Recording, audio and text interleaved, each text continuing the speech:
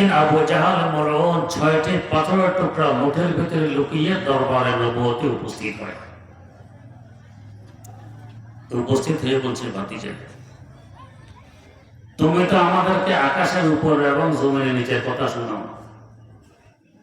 যা আমরা দেখি না তাই বিশ্বাসও করি না।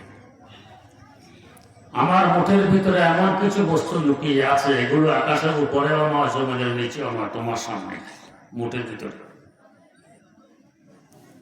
যদি বলতে পারো এগুলো কি, বুঝবো তুমি সত্য নবী। রাসূলুল্লাহ সাল্লাল্লাহু আলাইহি ওয়াসাল্লাম বললেন, চাচা, আমি যদি বলতে পারি আপনার মুঠের ভিতরে কি, তাহলে বুঝবেন আমি সত্য নবী। আপনার মুঠের ভিতরে লুকায়িত বস্তুগুলো যদি সাক্ষী দিয়ে দেয় যে আমি সত্য নবী, তাহলে গুফতেগু জাহালি দুয়ার না দের তরাস, গুফতে আরে হাফাজা তাদের তরাস।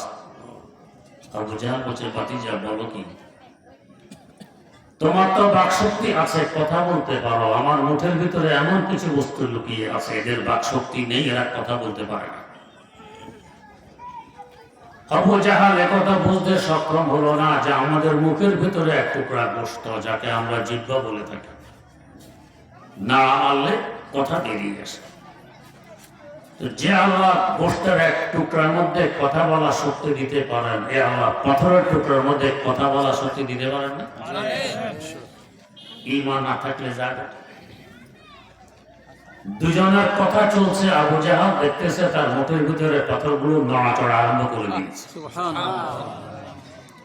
এর পাশাপাশি কথা বলা আরম্ভ করে। কি কথা?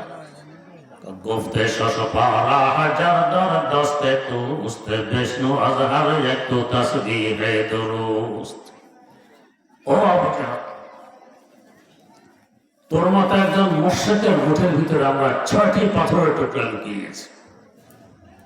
তোর ভাতিজা সত্য নবী কি অসত্য নবী, সাক্ষী শুনবি? লা ইলাহা গুফত ইল্লাল্লাহ গুফতে গওহারে আহমদ রাসূলুল্লাহ সুফত। আমরা সাক্ষী দিচ্ছি একমাত্র উপাস্য আল্লাহ রাব্বুল আলামিন, মূর্তি নয়। তোর ভাতিজা মুহাম্মদ সাল্লাল্লাহু আলাইহি ওয়াসাল্লাম আমাদের আল্লাহর পাঠানো সত্য রাসূল। আমরা দেখি পাথর জড় পদার্থ, দেখে না, শোনে না, বোঝে না, রূহ নেই, মুর্দা। যদি তাই হয়, দুজনের কথোপকথন শুনলো কিভাবে, ওরা আবার কথা বললো কিভাবে? এরাও দেখে, শুনে, বুঝে, এরাও জিজ্ঞাসা।